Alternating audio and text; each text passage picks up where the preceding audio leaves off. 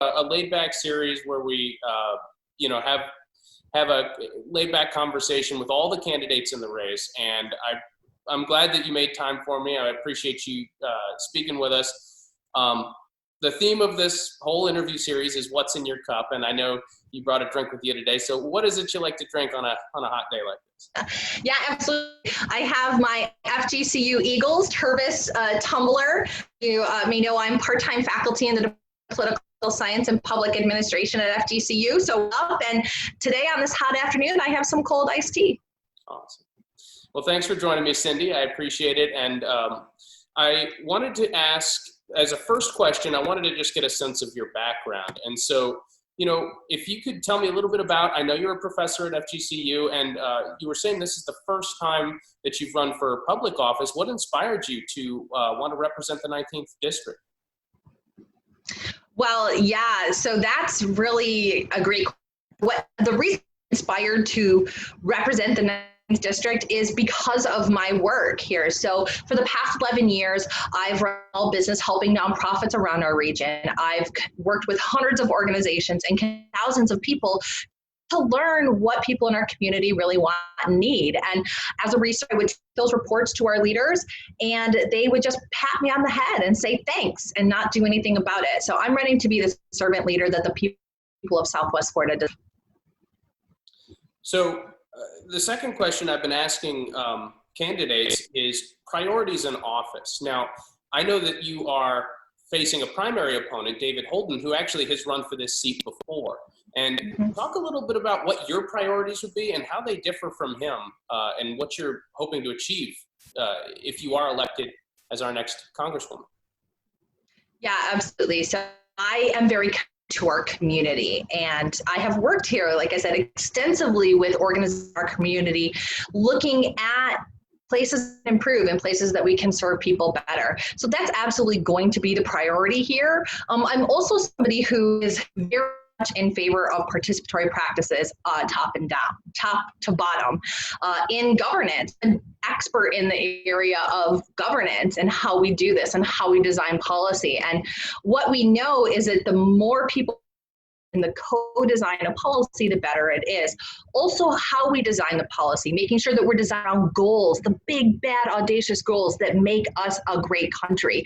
Like in the 60s when we said we were going to go to the moon. You reach the goal, you fund the goal as a congressional representative, and you help people all the way down from the federal government, local government, figure out how that's done. You help them there, but constrict them.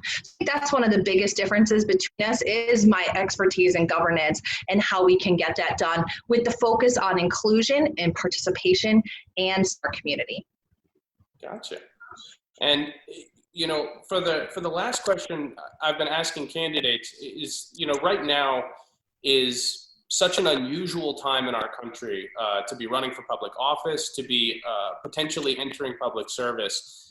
Just today, we got news that the country has seen a all-time high in terms of record GDP drop over projected annually for the whole year. And, that's just one example of what, a horrible time the majority of this country is going through. We have mass unemployment, we have a pandemic, and we also have social unrest happening all over the country. So in your role as a congresswoman, how would you hope to address some of the major issues this country's facing? Yeah, absolutely. It's unprecedented time. What I can say is that I'm a regular person. I'm a single mom who's been on isolation with her family since March 15th, trying to keep my kids safe because my youngest daughter was in the vulnerable population, and we wanted to make sure she wasn't exposed to the coronavirus. And, I had loss of income. I had my classes canceled at FGCU, so I didn't have the opportunity to even get the income that I usually would have.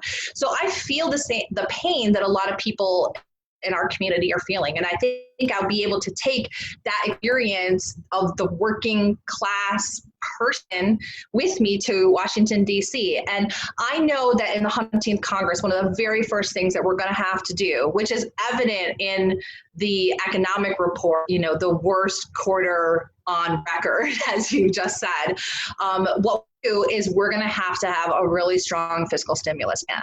I have a lot of other priorities. I usually talk about healthcare and water, our environment, shoring up our community. But honestly, this is going to have to be the priority.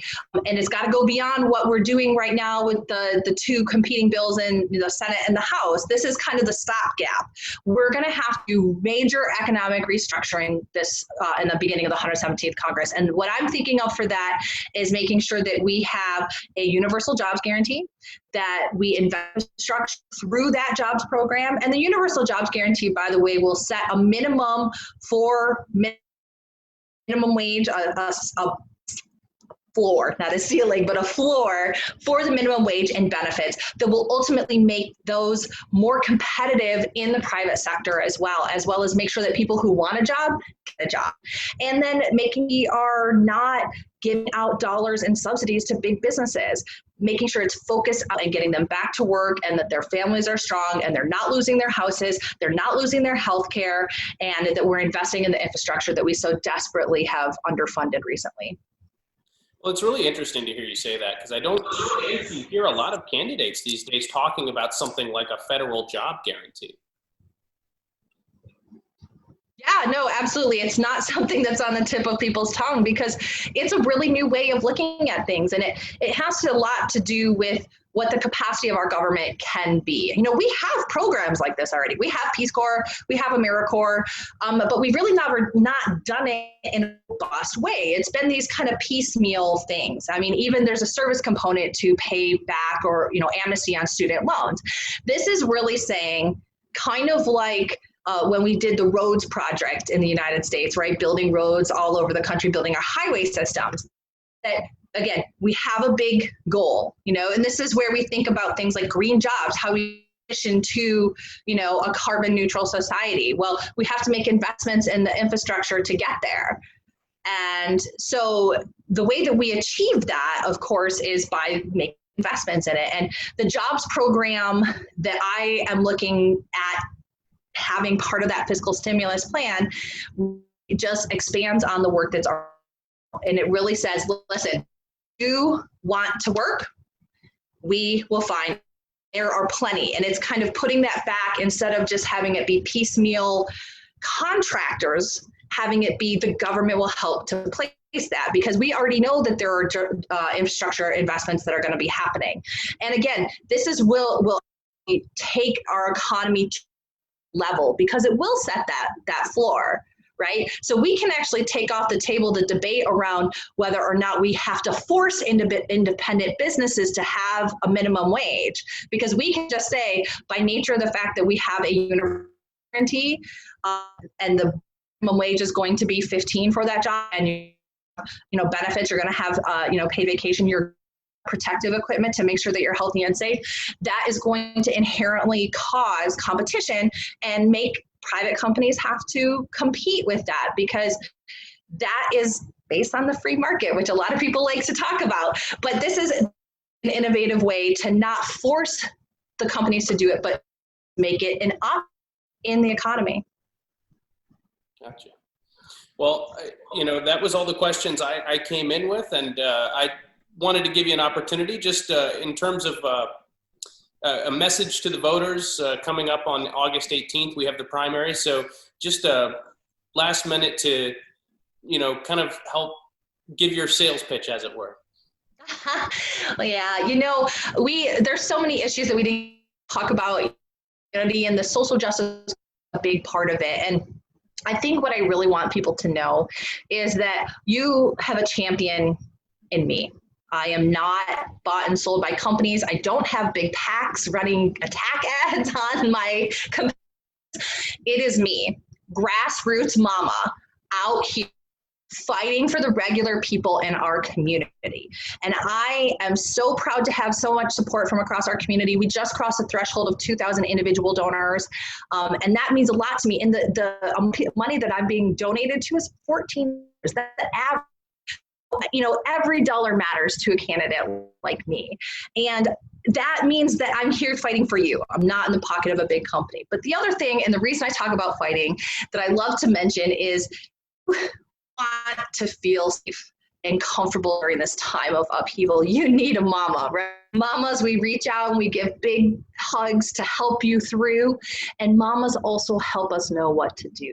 So I bring that compassion, that expertise, but know that I am not soft. You will never find anybody calling me a snowflake. I'm a former professional boxer. I will get in the ring. I will go toe to toe to fight for the regular people of Southwest Florida. Dig, dig. Well, thanks so much, Cindy. I really appreciate your time, and it was a great message. I want to say